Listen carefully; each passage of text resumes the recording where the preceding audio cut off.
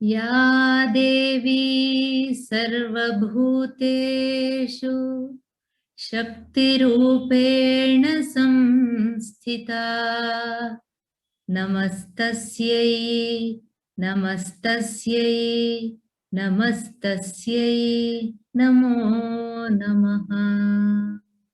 श्री गुरुभ्यो नमः। वंदे संस्कृतमातरम्। शुभ सायं सर्वेषाम्।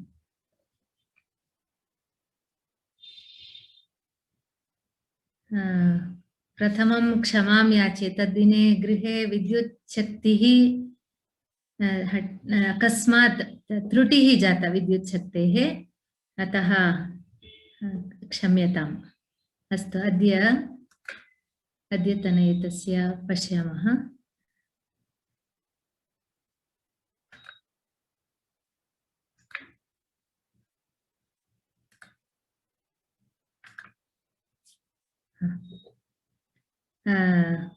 अत्र निपुणिकायाः वाक्ये स्मः। निपुणिका वदति इरावतीं प्रति पूर्वमेव पूर्वस्मिन् पृष्ठे वा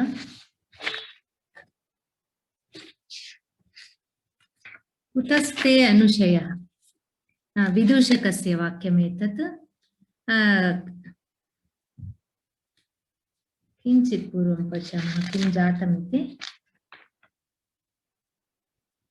अस्तु, महाराजः वदति प्रतिपन्नः प्रथमतरः सम्प्रति सेवावकाशः मे।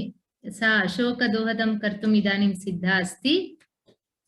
मम एव तस्याः पादौ वीजयितुं मुखमारुतात् मम एव अवसरः भवतु इति सः वदति। अतः एषः वदति कुतस्ते अनुशयः, चिरं भवता एतदनुभवितव्यम् अचिरेण। चिन्ता मास्तु अनुशयः, चिन्ता मास्तु, भवान् शीघ्रमेव एतत् सुखं निश्चयेन अनुभविष्यति। अनन्तरम् अत्र पुनः बकुलावलिका मालविकाम् उद्दिश्य वदति, अरुणशतपत्रमिव शोभते ते चरणः, भर्तुः चरणः सर्वथा भर्तुरङ्कपरिवर्तिनी भव। तस्याः चरणस्य प्रशंसां करोति बकुलावलिका। शतपत्रम् इति, शतपत्रं सहस्रपत्रं, यद्यपि एतत् कमलस्य समानवाची पदं, शतं सहस्रम् इति साक्षात् संख्यां न निर्दिशति। अन्यस्यां भाषायामपि तथैव भवति। हण्ड्रेड्स्, थौसण्ड्स् इति यदा वदामः साक्षात् संख्या न भवति, बहु इति बहुत्वं द्योतयति। सा वदति भवत्याः चरणः अतीव कमलमिव अतीव सुन्दरम् अस्ति, सर्वथा तद् आशिषः वदति, भर्तुः परिवर्तिनी भव। इत्युक्ते भवती चिरकालं महाराजं पतिं प्राप्य सुखम् अनुभवतु इति अनुभव इति। अत्र इरावती निपुणिका मुखम् अवेक्षते। अन्यत्र इरावती तथा निपुणिका अत्र किं जायते इति ते प्रतीक्षमाणे स्तः। अतः सा निपुणिकायाः मुखं पश्यति। राजा वदति, ममेयम् आशीः, ममापि एषा एव प्रार्थना। इत्युक्ते सा शीघ्रातिशीघ्रं मम पत्नी भवेत् अथवा मम समीपम् आगच्छेत् इति। मालविका, हला अवचनीयं मन्त्रयसि, किं भवती तु यत् न शक्यते अथवा अवचनीयम् इत्युक्ते अत्र नान्सेन्स् इति, अनर्थम् अथवा यद् न सम्भवति, असम्भनीयं मन्त्रयसि, वदसि। मन्त्रयितव्यमेव मया मन्त्रितम्, अहं यत् किमपि तथा न उक्तवती, यत् सत्येन भविष्यति तदेव उक्तवती इति वदति।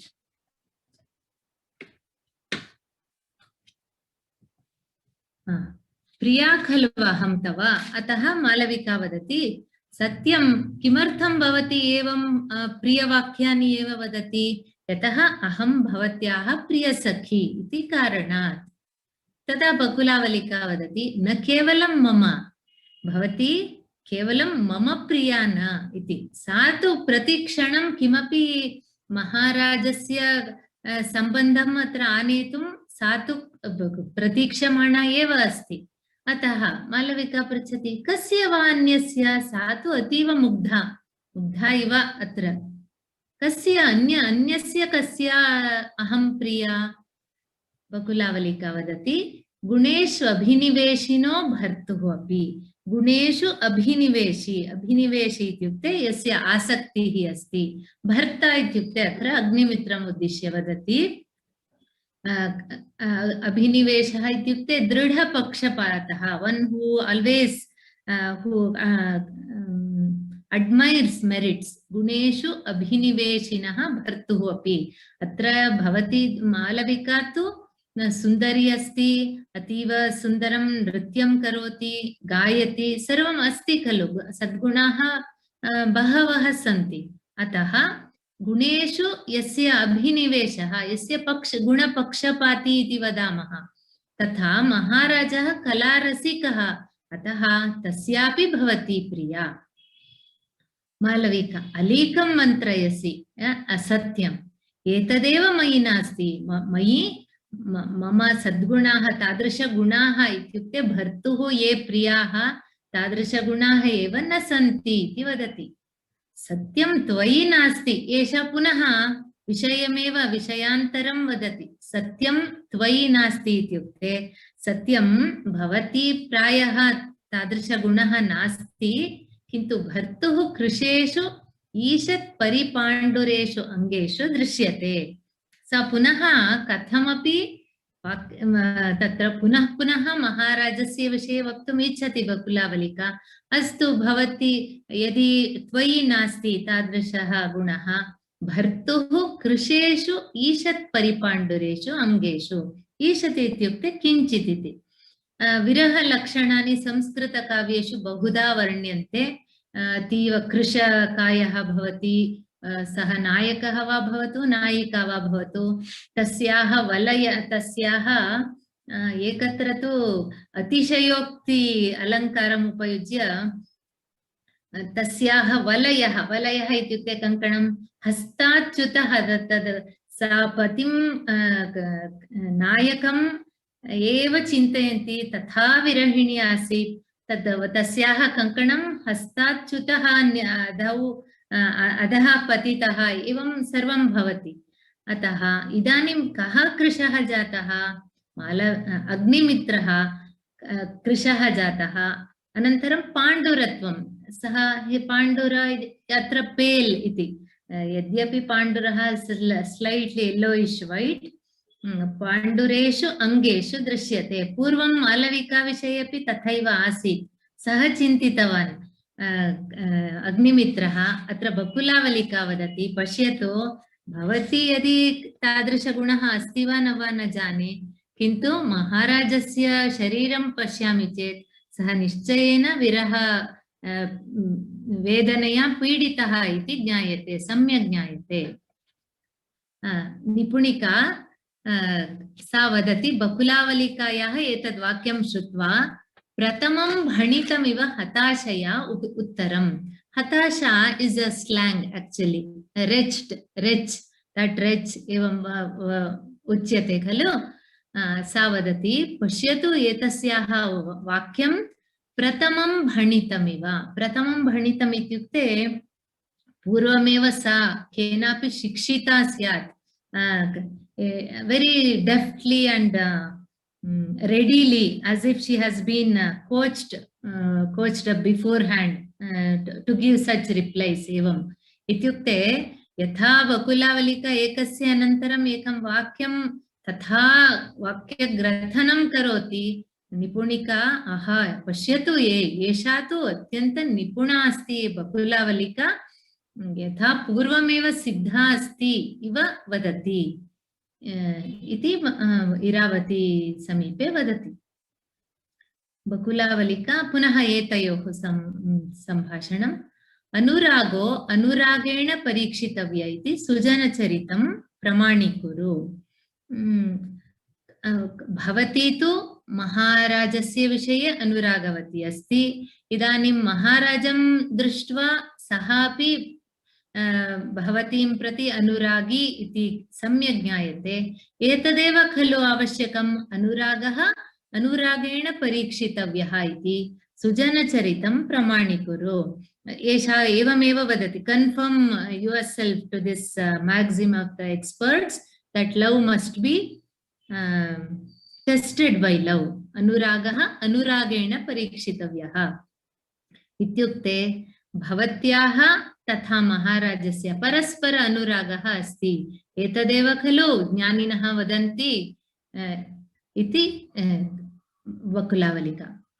किम् आत्मनश्छन्देन मन्त्रयसि? आत्मनः छन्देन इत्युक्ते भवती स्वच्छन्दतया किमपि विशृङ्खला, वितौट् एनी हेसिटेशन् भवती यत् मनसि आगच्छति तत् सर्वं वदति इति मालविका वदति। न हि भर्तुः एतानि प्रणयमयानि अक्षराणि बिम्बान्तरितानि। सा वदति एतानि अनुरागः अनुरागेण परीक्षितव्यः एतादृशवाक्यानि मम न, भर्तुः एतानि प्रणयमयानि अक्षराणि। अक्षराणि इत्युक्ते साक्षात् अक्षरम् इति अत्र न गृहीतव्यं, वाक्यम् इति। तस्य प्रणयमयानि प्रीतिपूर्वकाणि वाक्यानि बिम्बान्तरितानि। मम मुखात् महाराजस्य वाक्यानि have been the speaker, संक्रान्तानि। तस्य शरीरात् मम शरीरं प्रविश्य मम मुखात् बहिः आगतानि, एवं वदति। बिम्ब इत्युक्ते मुखम् इत्यपि भवति। अतः एतानि मम वाक्यानि न, साक्षात् महाराजस्य वाक्यानि। तदा मालविका स्वस्याः पराश्रयस्य पराधीनतां वदति। हला देवीं विचिन्त्य न मे हृदयस्य प्रभविष्यति।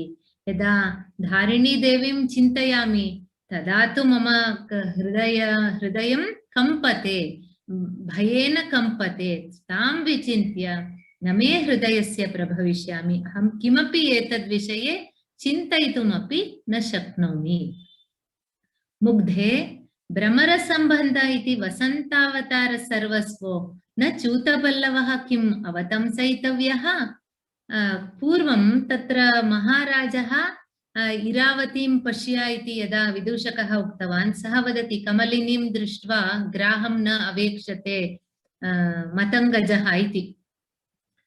उत्कृष्टम् एकं प्राप्तुम् अन्यं यत्किमपि अपायकरपरिस्थितिः यद्यपि अस्ति इति ज्ञानं भवति तथापि न लक्ष्यते। तथैव अत्र बकुलावलिका वदति मुग्धे भ्रमरसम्बन्ध इति। भ्रमराः भवन्ति वसन्तावतार सर्वस्वः। च्यूतपल्लवः, the fresh tender shoots of mango tree.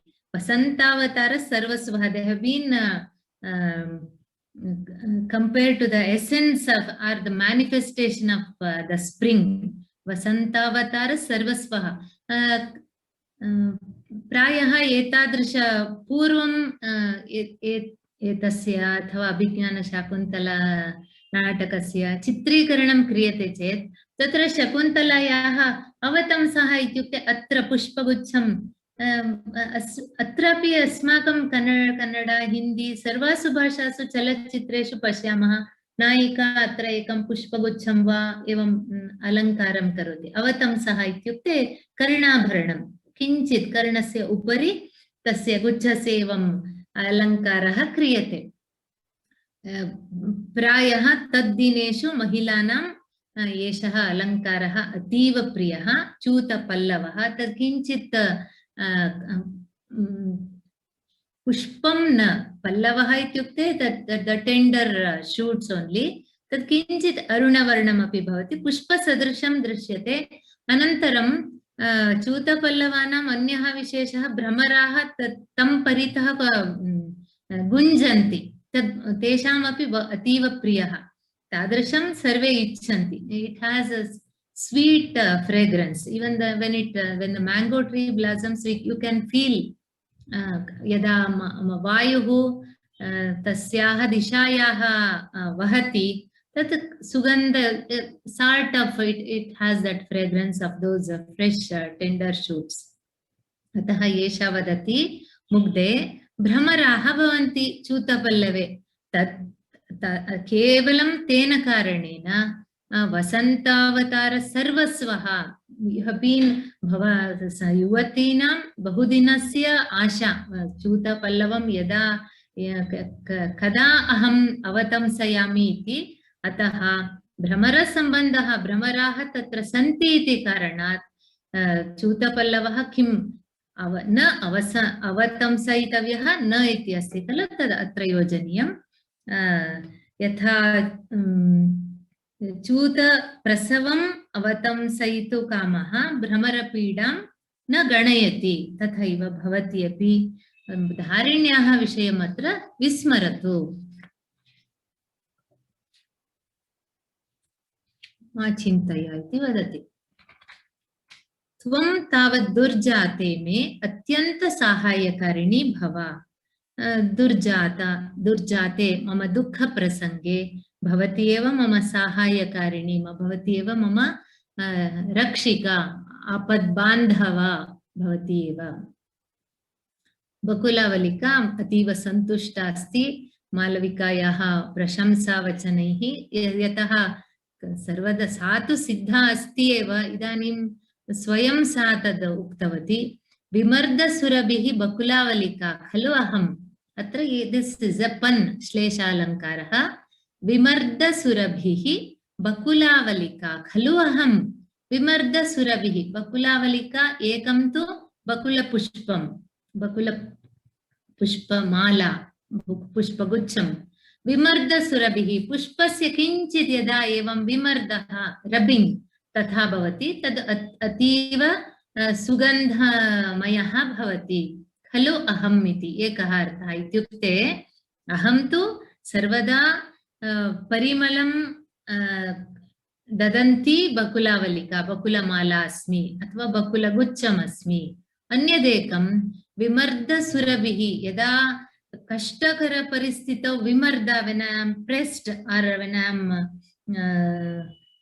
crushed अत्र विमर्दः इति crushed इत्यपि भवति the more and more I am pressed by difficulty I am ready to help you अहं तु सर्वदा भवत्याः सेवायां सिद्धा अस्मि इति तत्र बकुलावलिका इति पदम् उपयुज्य विमर्दसुरभिः one is the पुष्पस्य स्वभावः अनन्तरं परिस्थित्यनुगुणम् अहमपि सर्वदा भवत्याः रक्षणार्थं सिद्धा अस्मि महाराजः बकुलावलिकायाः एतद् वाक्यं श्रुत्वा दूती इत्युक्ते एवं भवितव्यं साधु बकुलावलिके साधु भावज्ञानानन्तरं प्रस्तुतेन प्रत्याख्याने दत्तयुक्तोत्तरेण वाक्येनेयं स्थापिता स्वे निदेशे स्थाने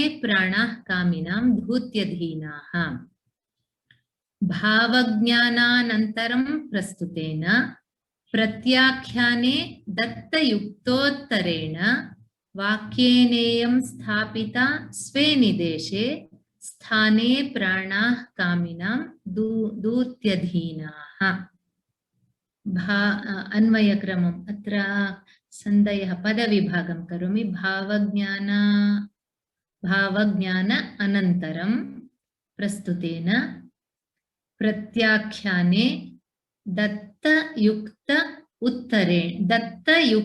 उत्तरेण वाक्येन इयं स्थापिता स्वे निदेशे स्थाने प्राणाः कामिनां दूत्यधीनाः अस्तु अन्वयं पश्यामः भावज्ञानानन्तरं तत् प्रथमपदं सा प्रायः केवलं पद एकत्र क्रमः भिन्नः अस्ति नो चेत् क्रमशः एव सन्ति पदानि भावज्ञानानन्तरं प्रस्तुतेन प्रत्याख्याने दत्तयुक्तोत्तरेण तद् एकमेव पदम् इति स्वीकुर्वन्तु दत्तयुक्तोत्तरेण वाक्येन इयं स्वे निदेशे स्थापिता कामिनां चतुर्थपादे अस्ति कामिनां प्राणाः दूत्यधीनाः स्थाने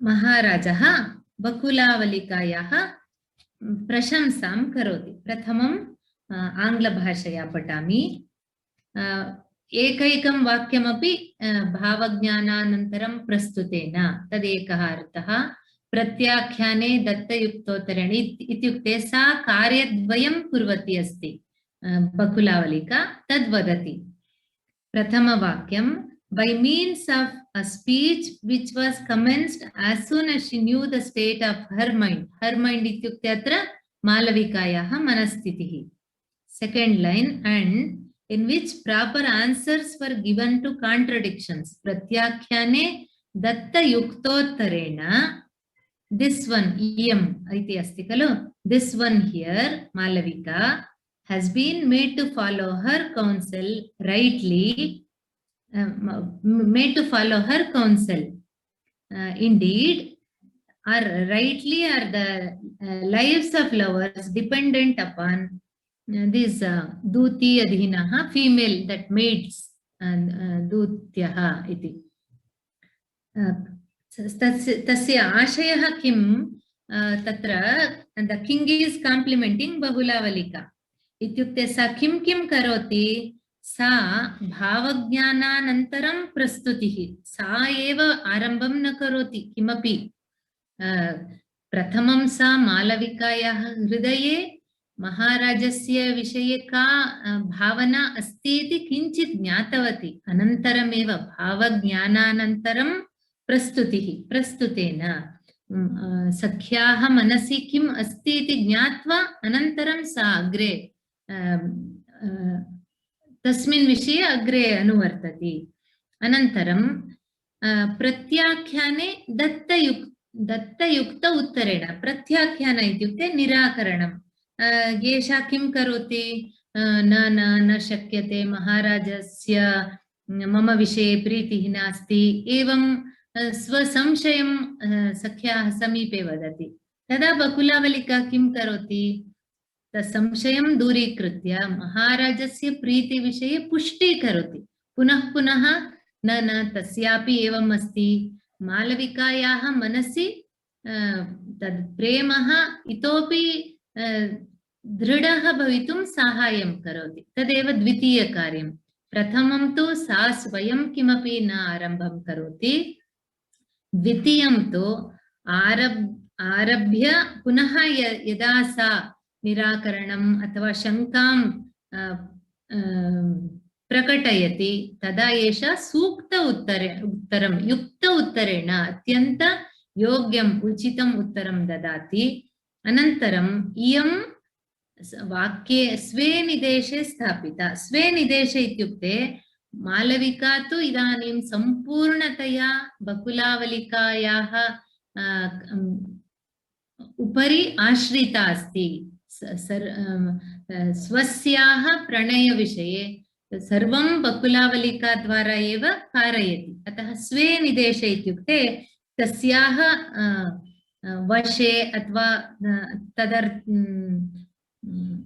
स्वस्याः आदेशे एषा स्थापिता मालविका चतुर्थपादे वदति कामिनां प्राणाः स्थाने दूत्यधीनाः निश्चयेन सर्वे ज्ञानिनः वदन्ति कामिनां प्राणाः कामिनः एते येषापि तस्मिन् अनुरक्ता सः अपि एतस्याम् अनुरक्तः एतेषां मीडियेटर्स् दूत्यधीनाः इत्युक्ते महाराजस्यापि विदूषकः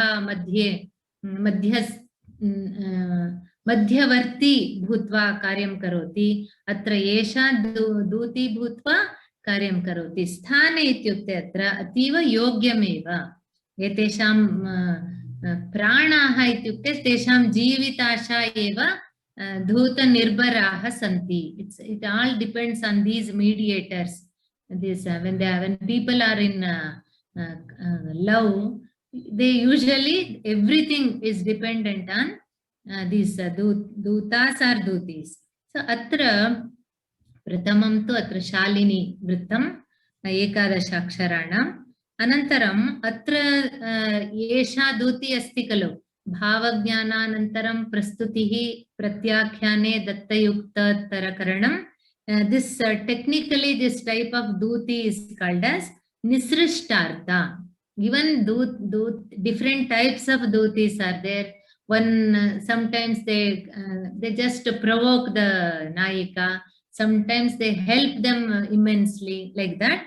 Atra dutyaha type प्रकारः निसृष्टार्थ इति. तस्य लक्षणं विश्वनाथ इति कविः साहित्यदर्पणे.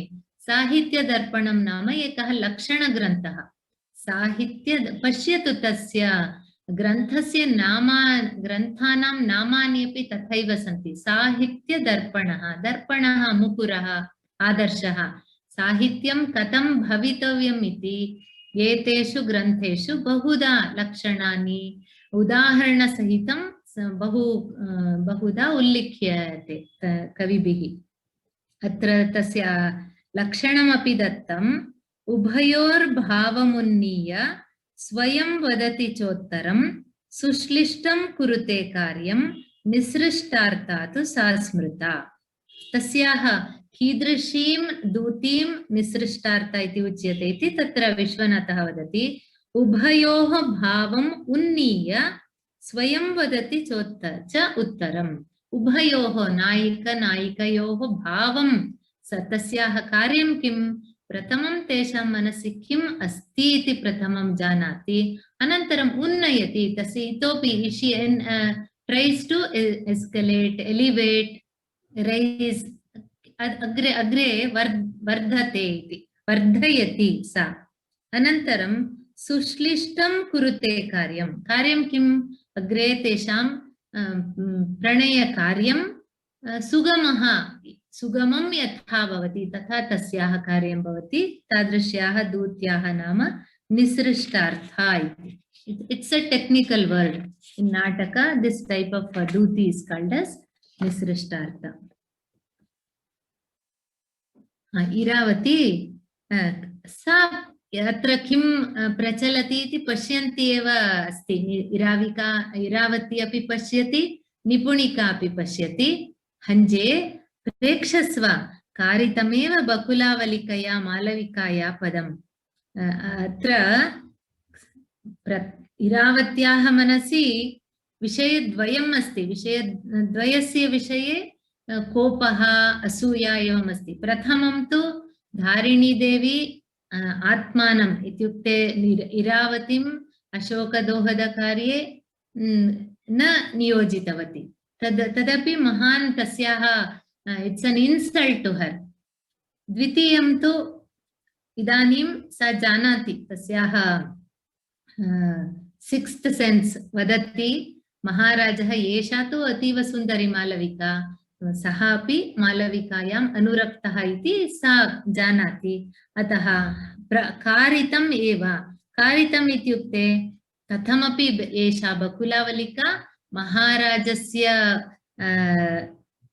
विषये मालविकायां विश्वासं पुनः पुनः तदेव दृढीकरणं कृत्वा एतयोः समागमकार्ये एषा कथमपि सफला भविष्यति. कारितमेव बकुलावलिकया मालविकया पदम् इत्युक्ते अग्रिम पदम् इति, स्टेप्.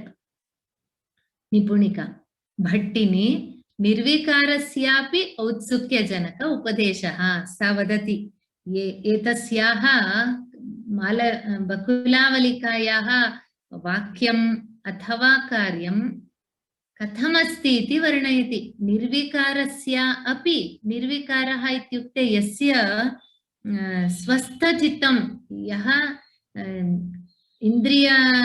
जितेन्द्रियः, इन्द्रियाणि स्ववशे यः स्थापितः तादृशस्य जनस्यापि औत्सुक्यजनक उपदेशः उत्कण्ठकारी वचनानि यस्य मनसि किञ्चित् वा आशा अस्ति तं येषां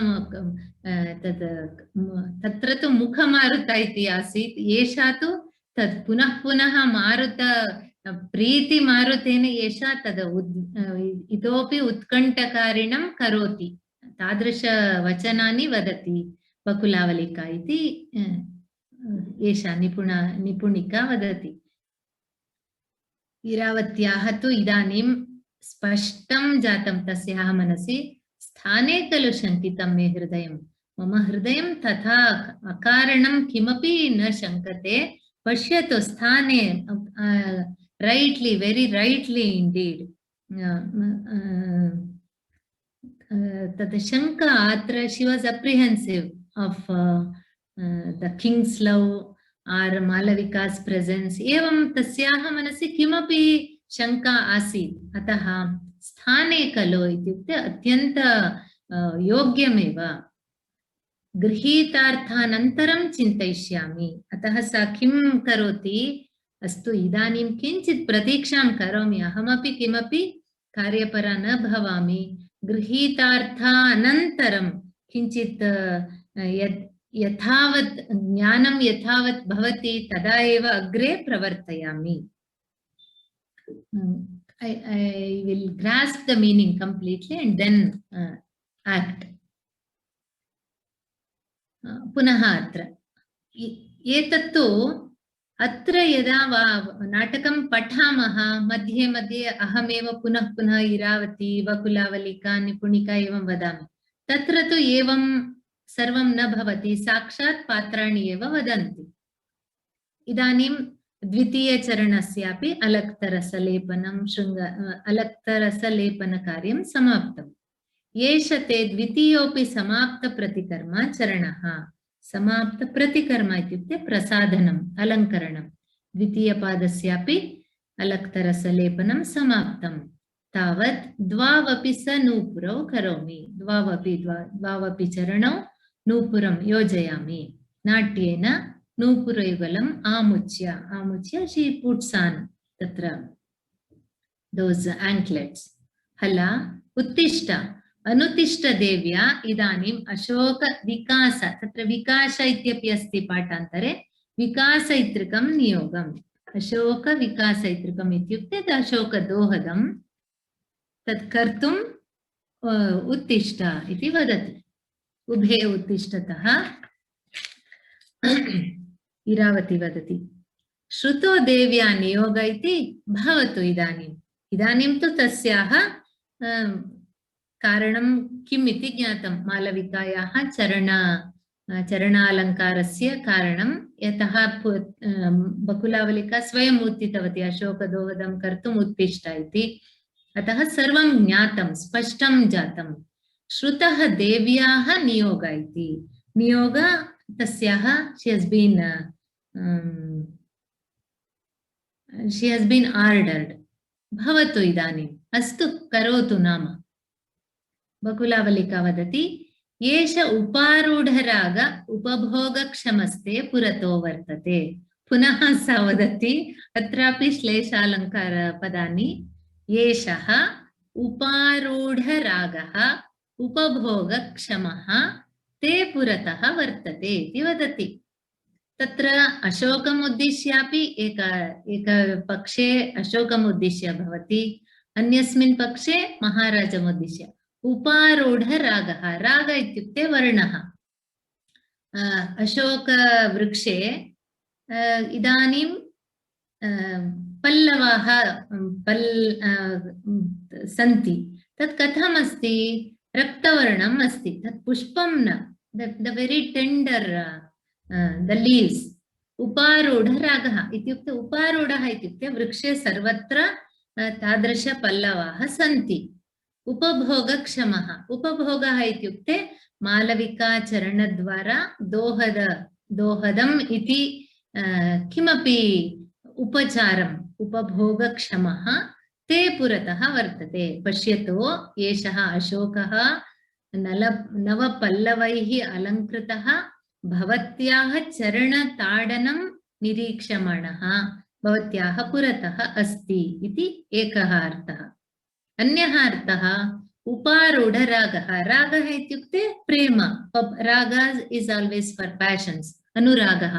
उपारूढरागः इत्युक्ते यस्य भवत्याः विषये अनुरागः अस्ति, उपभोगक्षमः, भवत्याः समागमम् अथवा भवत्याः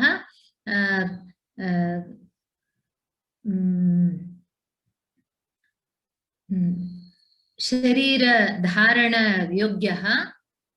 पुरतः वर्तते। भवत्याः पुरतः एषः अग्निमित्रः अस्ति। सा किमपि न वदति, केवलम् एकेन वाक्येन एवम् अर्थद्वयं यथा स्फुरति तथा बकुलावलिका वदति। मालविका सहर्षं, किं भर्ता? तस्याः मनसि एषा तद्बीजं उक्त्वा पुनः पुनः तस्य जलसेचनं कृतवती। तस्य प्रीति इति एक बीजं तस्याः मनसि उक्त्वा, अतः इदानीं तद्विषये एव चिन्तयन्ती अस्ति मालविका। अतः किं भर्ता, किं महाराजः आगतः? बकुलावलिका सस्मितं, सा इदानीं हसति। न तावत् भर्ता, एषा अशोकशाखावलम्बी पल्लवगुच्छः अवतंसय एनम्। न दट् मीन्स् सा वदति अवतंसय इत्युक्ते पल्लवगुच्छः एतम् उद्दिश्य उक्तवती। अशोकशाखावलम्बी, प्रायः तदेव एवं तस्य शाखा अस्ति, तत्र पल्लवगुच्छः अस्ति। अवतंसय एनम्, एतत् कर्णाभरणरूपेण धरतु। विदूषकः महाराजं वदति, अपि श्रुतं भवता? श्रुतवान् वा किम् उक्तवती इति? इत्युक्ते मालविकायाः मनसि भवतः विषये सम्पूर्ण अनुरागः अस्ति। एतत् सत्यं खलु? एवं भावनया विदूषकः महाराजं पश्यति। अत्र किञ्चित् एतादृशवाक्येषु अहम् अन्यदेकम् उपारूढराग उपभोगक्षमः, एक एव वाक्यं वस्तुद्वयम् अथवा विषयद्वयम् उद्दिश्य वदति। अभिज्ञानशाकुन्तले अपि एतत् संस्कृतभाषया अतीव सहजतया भवितुं शक्यते इति अत्र वक्तुम् इच्छामि। शकुन्तला, अभिज्ञानशाकुन्तलं नाटके दुष्यन्तमहाराजः मारीचमहर्षेः आश्रमे यत्र शकुन्तला अस्ति तत्र गच्छति। तद् इन्द्रेण सह युद्धं अथवा इन्द्रस्य सहायं कृत्वा पुनः आगच्छन् अस्ति। तत्र आश्रमं गच्छति। तत्र स्वपुत्रं, पुत्रः इति न जानाति, किञ्चित् तस्य मनसि अपि एषः मम पुत्रः एव, लक्षणानि पश्यामि चेत् एषः मम पुत्रः इव भाति इति तत्रैव एकत्र वृक्षस्य पृष्ठभागे स्थित्वा पश्यति। एषः सिंहेन सह क्रीडन् आसीत् एषः बालकः। जृम्बस्व जृम्बस्व इति, जृम्बस्व यान् इति तं सिंहं वदति। तदा सखीद्वयं, शकुन्तलायाः सखीद्वयम् आगत्य, सर्वदमन इति तस्य नाम, ते किञ्चित् एकं क्रीडनकम् आनीय, मयूरस्य क्रीडनकम्, toy, they bring toy peacock, तं सिंहं मोचयतु, एतेन क्रीडतु इति वदति। शकुन्तलावण्यं पश्य, that is the word they use. सर्वदमना शकुन्तलावण्यं पश्य. Shakunta is a bird. Lavanya, look at the beauty of this bird. If you translate this sentence, you don't get any charm or any such this thing. You don't get any pun there. Kintu महाराजस्य मनसि एषः मम तथा शकुन्तलायाः पुत्रः एव इति अस्ति। यदा सखीद्वयं शकुन्तलावण्यं पश्य इति वदतः झटिति सः सर्वदमनः कुत्र अस्ति माता इति पृच्छति। तद् शकुन्तलावण्यं तत्र शकुन्तलावण्यम् उभयं पदद्वयमपि योजयित्वा शकुन्तलावण्यं कुत्र अस्ति माता इति पृच्छति। महाराजस्य तावदेव पर्याप्तं। शकुन्तला इति श्रुत्वा एव पुत्रः मातुः स्मरणं कृतवान् इति। तदपि भाषायाः अत्यन्त वैशिष्ट्यविषयः। अस्तु, अग्रे गच्छामः। मालविकायाः वाक्यानि श्रुत्वा महाराजस्य तु सम्पूर्णं यथा सः मृष्टान्नं खादितवान् तथा अस्ति तस्य भावना। पर्याप्तम् एतावता कामिनां, एतावता पर्याप्तम्। I don't deserve or I don't wish for anything else. This is more than enough. पर्याप्तम् एतावता कामिनाम्। एतत्तु अस्य नाटकस्य प्रायः केवलम् अस्य नाटकस्य इति न, सर्वदा कालिदासः किं करोति, एकैकस्य कृतेः पंच लाइन इति एकं स्थापयति। तथा प्रायः अहं चिन्तयामि एवं, यतः अनुरागविषये किमर्थं सः दृढीकरोति। इदानीं मेघदूतस्य विषये केषाञ्चन मनसि संशयः भवति, किं सः अमूर्तरूपः, it's an abstract thing, cloud, कथं सः दूतः भवितुं शक्यते इति यः पठति पाठकस्य मनसि वा श्रोतॄणां मनसि वा संशयः भवति। How can a poet imagine a cloud as a messenger? तदा सः किं वदति, कामार्तानां प्रकृति किमपि कामिनीनां। That means when the mind is full of passions, they do not differentiate between chetana and achetana. There he uses that as the punchline. अत्रापि परस्पर प्राप्ति निराशयोर्वरं शरीरनाशोऽपि समानुरागयोः। तस्य कारणं सः वदति। किमर्थम् अत्र महाराजस्य मालविकयोः अग्निमित्रमालविकयोः प्रीतिः, कथं तत् तस्य दृढीकरणम्, अथवा किमर्थं एतादृश जीवने एतादृश अनुभवाः भवन्ति इति सः वदति। अनादरोत्कण्ठितयोः प्रसिद्धता, पाठान्तरे अनातुर इत्यपि अस्ति। यदि भवतां पुस्तके अनातुरः इति अस्ति, चिन्ता मास्तु। अनादरोत्कण्ठितयोः प्रसिद्धता समागमेनापि रतिर्न मां प्रति परस्पर प्राप्ति निराशयोर्वरं शरीरनाशोऽपि समानुरागयोः। पुनः पठामि।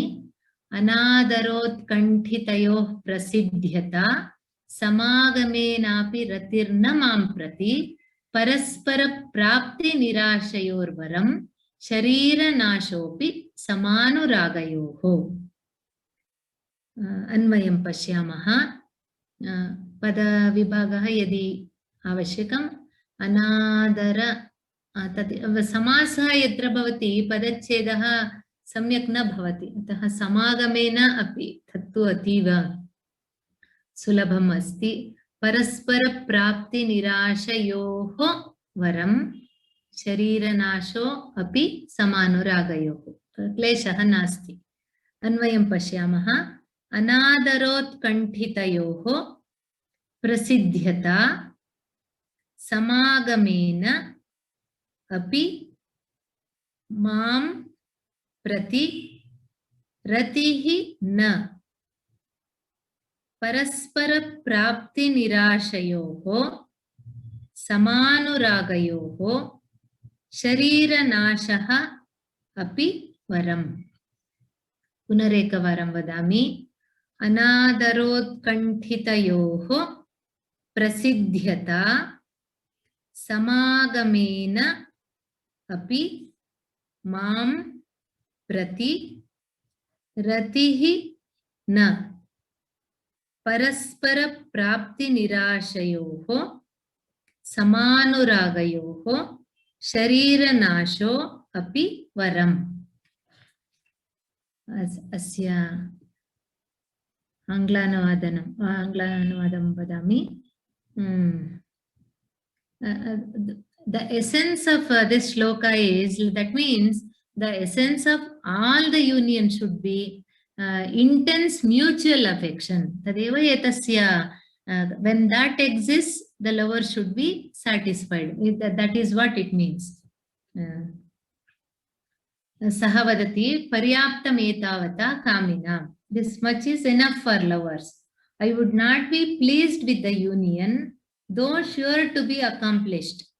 Samagamenapi ratihina. That may happen or may not happen. I would not be pleased with the union, though sure to be accomplished, of two lovers, one of whom is ardent and the other is indifferent.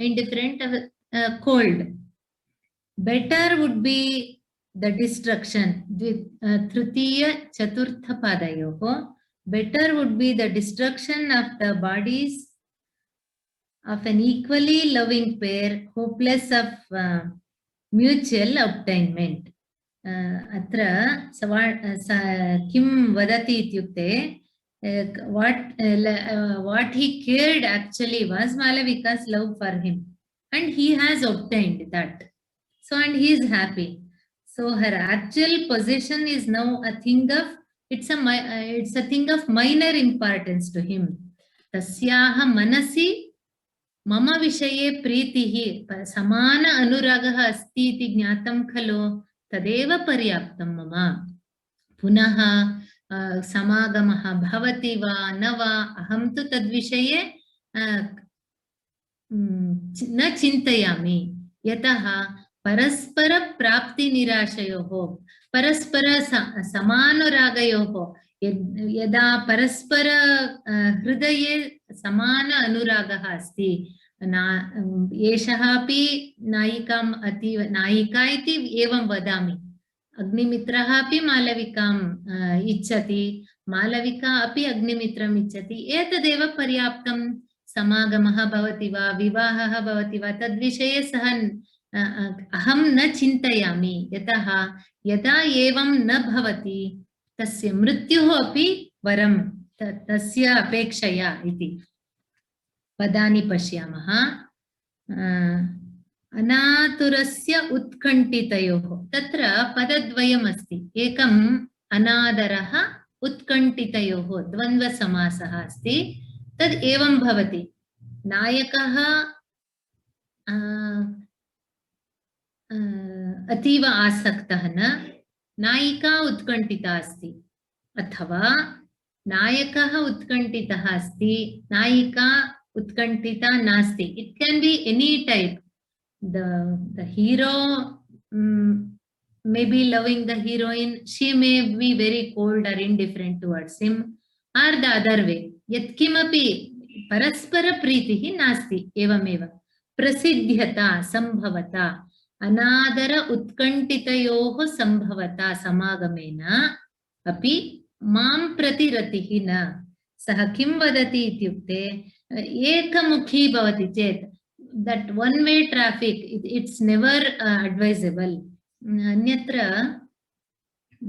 अस्तु एतस्य अर्थम् उक्त्वा अनन्तरम् अनातुरस्य अनादरस्य कामोत्कण्ठरहितस्य अनन्तरम् अतीव कामाभिलाषस्य एतयोः समागमेन सम्पर्केण मां प्रति शृङ्गारो न भवति रतिः इत्युक्ते शृङ्गारः न भवति एकानुरागस्य रसाभास तत्र किं भवति एकमुखी यदा भवति अनुरागः तत्र रसाभासः रसः आभासः इट इज ओनली सुपरफिशियल किन्तु परस्पर अन्योन्य अथवा उत्कण्ठितयोः मरणमपि वरं न तु विषमानुरागयोः संगमः इत्युक्ते one is interested other is not the other is interested this one is not एवं यत्किमपि भवतु combination तत् सम्यक् न तस्य अपेक्षया मरणमेव वरम् इति एषः वदति एतादृश अन्यः एकः कविः वदति कविता वनिता चैव स्वयमेव यदि स्वयमेव आगच्छति चेत् वरम् इति कविता काव्यरचनायामपि बलात्कारः कदापि न करणीयः, कविता वनिता चैव स्वयमेव किमपि अस्ति स्मृतवती। अनन्तरं रामायणे अपि पुनः सुन्दरकाण्डे एव, यतः तत्र सुन्दरकाण्डे एवमस्ति, रामायणस्य अतीव किमर्थं सुन्दरकाण्डस्य वैशिष्ट्यम् इत्युक्ते सर्वेषां मनसि बहु निराशा, शोकः, दुःखं तथा आसीत्।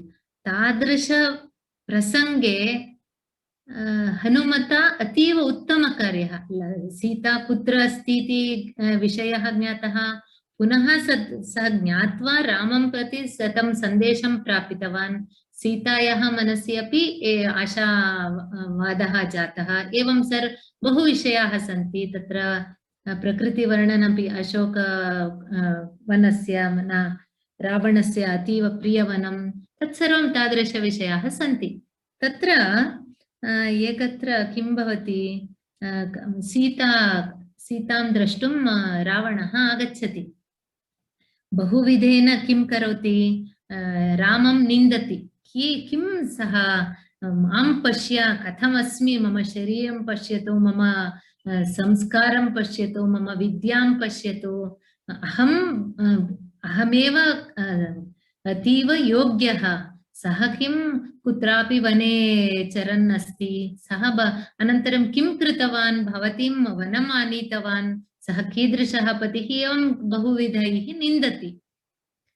अनन्तरं सीता अपि तृणम् अन्तरः कृत्वा इति, सा रावणस्य मुखमपि न पश्यति, अतीव किम् अतीव रावणं बहुधा निन्दति, सा भर्त्सयति। तत् श्रुत्वा रावणः, पूर्वमेव सः क्रुद्धः, एतस्याः विषये बहु मासाः जाताः, तथापि एषा स्ववशे न आगता इति अतीव क्रुद्धः अस्ति। रावणस्य कुपितं रावणं दृष्ट्वा अन्या धान्यमालिनी इति सा आगच्छति। किमर्थं महाराज, प्रभो, किमर्थम् एतादृशां, एषा तु सामान्य स्त्री, एतस्याः विषये किमर्थम् अनुरागम्, अनन्तरं भवता तत्र अस्तु, किमपि मया क्रीड महाराज, सीतया किं तवानघ, अकामां कामयानस्य शरीरम् उपतप्यते, अकामां कामयानस्य शरीरम् उपतप्यते। सा वदति धान्यमालिनी, एषा तु भवत्याः विषये तस्याः मनसि किञ्चिदपि प्रीतिः नास्ति, तादृशीं यदि कामयते भवतः शरीरनाशः, तत्र कोऽपि लाभः नास्ति इति वदति। तस्य अर्थः इतोपि गूढार्थः अपि अस्ति, तत् शरीरस्यापि यथा परस्परप्रीतिः अस्ति तदा एव सौख्यं सुखकारणं भवति इति। अस्तु, तस्य एव अर्थम् एषः अपि। इदानीं तु महाराजः अतीव तुष्टः, तस्याः मालविकायाः मनसि मम विषये अत्यन्तप्रीतिः अस्ति इत्येव पर्याप्तम्, अग्रे समागमः, अन्य विवाहविषये अहं न चिन्तयामि, यतः परस्परप्राप्तिनिराशयोः वरं शरीरनाशोऽपि समानुरागयोः इति वदति। मालविका रचितपल्लवावतंसा सलीलम् अशोकताडनाय पादं प्रहिणोति। सा अग्रे आगच्छति, पुनः समानकाले एतत् सर्वं भवति। रचितपल्लवावतंसा, या कर्णाभरणरूपेण अशोकस्य पल्लवगुच्छं धृतवती, सा सलीलम् अशोकताडनाय इत्युक्ते, सलीलम् इत्युक्ते मन्दं, साफ्ट्लि, सा तु अतीव दृढम् अथवा वेगेन न ताडयति, पादं प्रहिणोति। राजा तस्य अशोकं दृष्ट्वा सः चिन्तयति, कीदृशः भाग्यवान् सः अशोकः, तस्याः चरणस्पर्शं प्राप्नोति इति। वयस्या पश्य आदाय कर्णकिसलयम् अस्मात् इयमत्र चरणमर्पयति, उभयोः सदृशविनिमयात् आत्मानं वञ्चितं मन्ये। आदाय कर्णकिसलयम् अस्मात् इयम्, अयम् अस्मादियम् अत्र चरणमर्पयति उभयोः सदृशविनिमयात् आत्मानं वञ्चितं मन्ये। अन्वयं पठामि। इयम् इति अत्र अस्ति खलु प्रथम अस्मादियम् इति अस्ति। इयम् अस्मात् कर्णकिसलयम् आदाय अत्र चरणम् अर्पयति। इयम् अस्मात् कर्णकिसलयम् आदाय अत्र चरणम् अर्पयति। आवयो उभयोः सदृशविनिमयात् आत्मानं वञ्चितं मन्ये। सदृशविनिमयात् आत्मानं वञ्चितं मन्ये इत्युक्ते अहम् आत्मानं वञ्चितं मन्ये। सः चिन्तयति।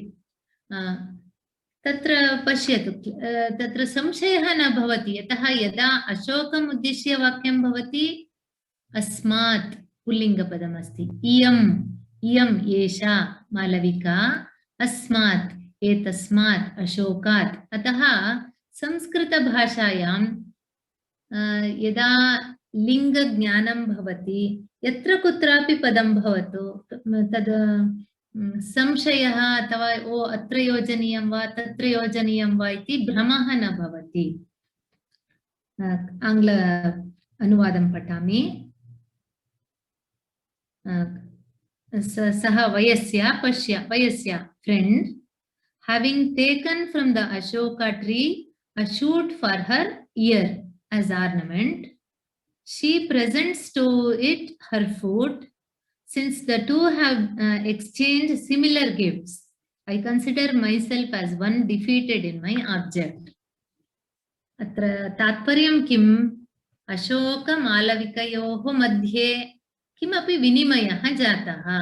अशोकः किं दत्तवान्?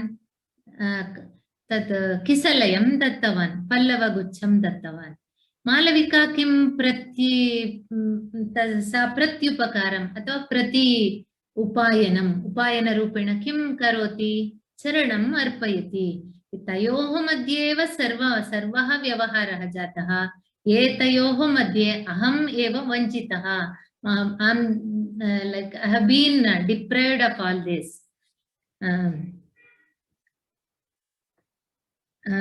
इयम् इत्युक्ते मालविका, अस्मात् अशोकवृक्षात् कर्णकिसलयम् आदाय कर्ण आभरणं गुच्छरूपेण आदाय अस्मै चरणम् अर्पयति। अशोकवृक्षाय चरणम् अर्पयति, पादं न्यस्यति अथवा दोहदकार्यं करोति। एवम् उभयोः अशोकवृक्षमालविकयोः पल्लवगुच्छचरणयोः विनिमयः जातः। अशोकः पल्लवगुच्छं समर्पितवान्, मालविका चरणताडनेन प्रत्युपकारं कृतवती। एवं विनिमयः जातः। किन्तु मम विषये तथा न जातः। सदृशविनिमयः इत्युक्ते it has been proper, both sides, that give and take has been done.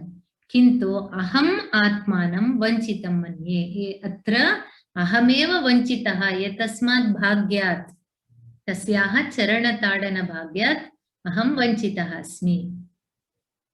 बकुलावलिका वदति, हला नास्ति ते दोषः अगुणोऽयमशोको यदि कुसुमसमुद्भेदम् अन्तरः भवेत्, यः ईदृशं चरणसंस्कारं लभते। पुनः बकुलावलिका, मालविकायाः मनसि यदि पुष्पः पल्लवितः न भवति चेत्, धारिणी तु प्रतिवचनं दत्तवती, यदि पञ्चरात्रिषु 5 दिनेषु अशोकः यदि पल्लवितः भवति तदा अभीष्टं पूरयिष्यामि इति सा वचनं दत्तवती खलु। मालविकायाः मनसि प्रायः शङ्का स्यात्, अहं तु मम कर्तव्यं कृतवती, यदि अशोकः पुष्पितः न भवति चेत् किं भवेत् इति यदि तस्याः मनसि अस्ति, तदपि ज्ञात्वा बकुलावलिका तादृशी सखी स्वस्याः सख्याः मनसि किं भवति इति सा क्षणमात्रेण जानाति। अतः सा वदति नास्ति ते दोषः, भवत्याः दोषः किञ्चिदपि नास्ति। अगुणोऽयम् अशोकः यदि कुसुमसमुद्भेदमन्तरः भवेत्, यदि एषः पुष्पदर्शने मन्थरः इत्युक्ते मन्दः, यदि तत्र विलम्बः भवति तत्र भवत्याः दोषः न, अशोकः, अयम् अशोकः अगुणः, सः अगुणः इत्युक्ते तस्य तादृश गुणः सद्गुणः नास्ति। यः ईदृशं चरणसंस्कारं लभते, भवादृश्याः चरणस्पर्शं प्राप्य अपि यदि अशोकः न पुष्पितः भवति, भवत्याः दोषः न, सः he is not worth it एवं वदति। अस्तु,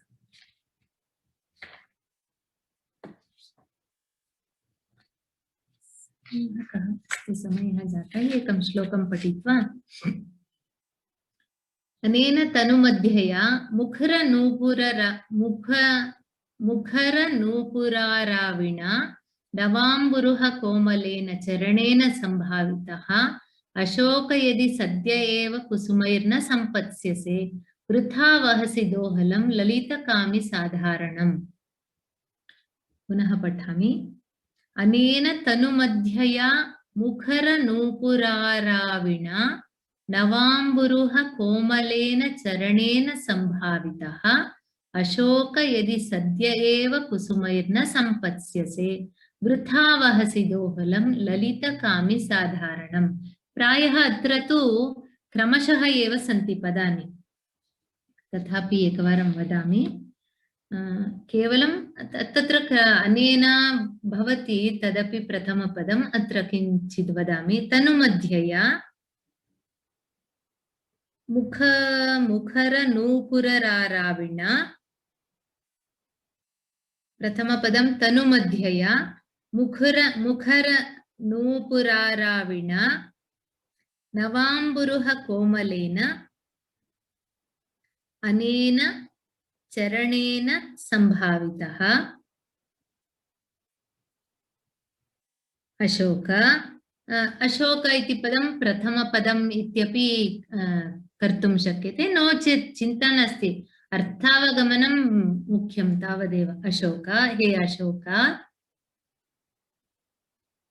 यदि सद्य एव कुसुमैः न संपत्स्यसे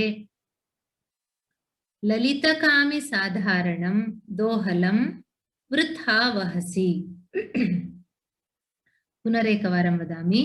तनुमध्यया मुखरनूपुराराविणा नवाम्बुरुह कोमलेन अनेन चरणेन संभावितः अशोक यदि सद्य एव कुसुमैः न संपत्स्यसे तर्हि यदि यदा आगच्छति ललितकामि साधारणं दोहलं वृथा वहसि। सः अशोकम् उद्दिश्य वदन् अस्ति महाराजा, ओ Ashoka, if having been honored by the slender waisted tanumadhya sundari iti slender waisted one, आंग्ल भाषाया यदा पठामः तद् बहु it sounds very something, I don't, somehow I am not comfortable.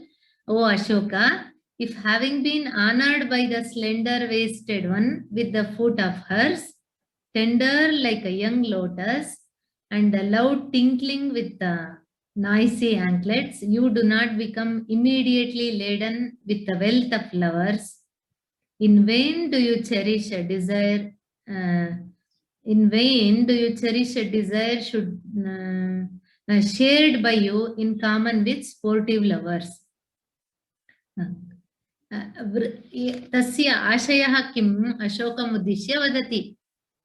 अतीव प्रसिद्धम् अशोकदोहदकार्यं सर्वे काव्येषु कवयः वदन्ति, लोके एव प्रसिद्धं युवत्याः सुन्दरयुवत्याः चरणताडनेन अशोकः पुष्पितः भवति इति। एतत्तु अतीव प्रसिद्ध उक्तिः।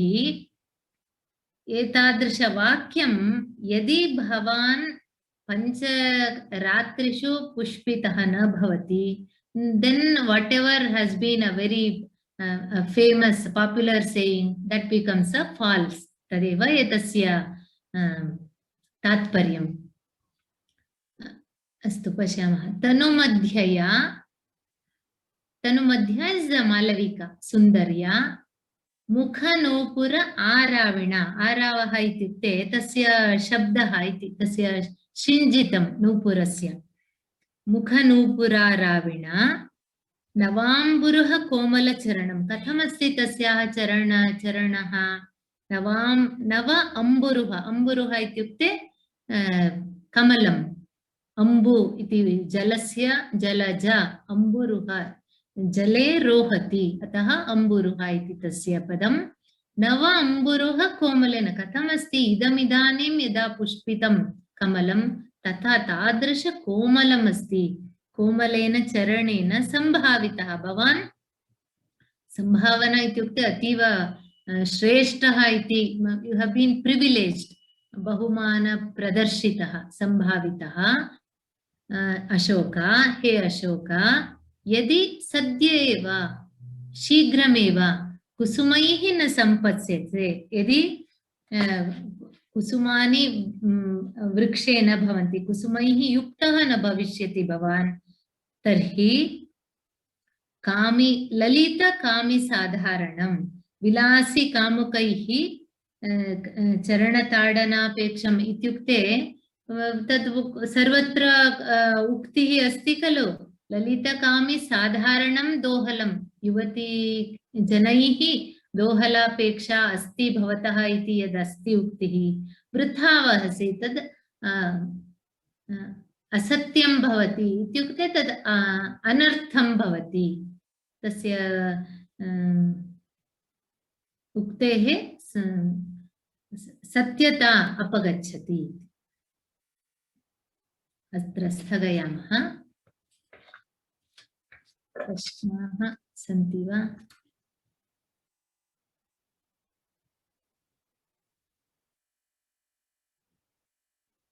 No. Somebody asks here, does the 8 types of mediators have any similarities to the Ashtanayikas? None. Nayika bhedah eva bhinnaha. Atra duti lakshanam duta lakshanameva bhinnam tata ashtavida nayikaha tat atra nasti.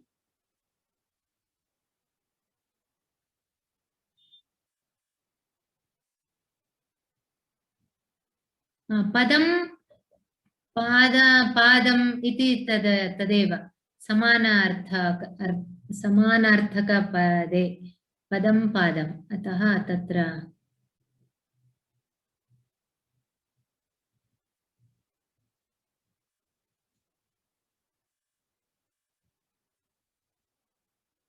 श्लेषालङ्कारस्य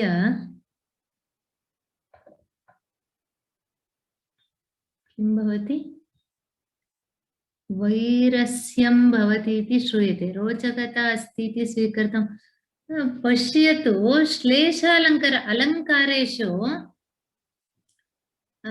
तथा न चिन्तयतु सामान्यतः किं भवति शब्दालङ्काराः अर्थालङ्काराः सन्ति सम्पूर्णकाव्यं शब्दालङ्कारमयम् अस्ति शब्दालङ्कारैः पूरितः अस्ति चेत् प्रायः अवरं काव्यम् इति उच्यते आनन्दवर्धनः इति काव्यस्य कीदृशं कार्यं यत्र रसध्वनिः अस्ति तत् श्रेष्ठकाव्यं यत्र तद् भिन्नभिन्नलक्षणानि वदति गुणीभूतव्यङ्ग्य इति तद् यदा अस्ति मध्यमकाव्यं भवति केवलं शब्दचमत्कारः यदा अस्ति तत्र अवरं काव्यं नीचकाव्यम् इति वदति किन्तु सामान्यतः किं भवति मध्ये मध्ये केवलं सम्पूर्णनाटकं श्लेषपूरितं न अतः तद्विषये चिन्ता मास्तु तदपि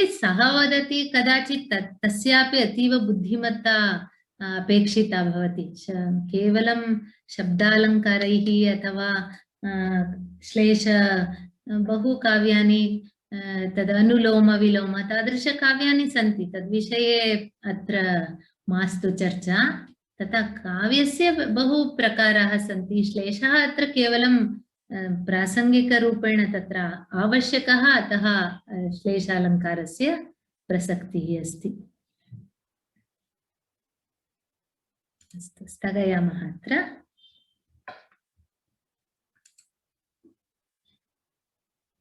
सर्वे भवन्तु सुखिनः, सर्वे सन्तु निरामयाः, सर्वे भद्राणि पश्यन्तु, मा कश्चित् दुःखभाग् भवेत्। ओम शांति शांति शान्तिः। धन्यवादाः। शुभरात्रिः। अग्रे पुनः परश्वः पश्यामः किं भविष्यति इति। इरावती तु आगच्छति परश्वः। अस्तु, मिलामः। धन्यवादाः।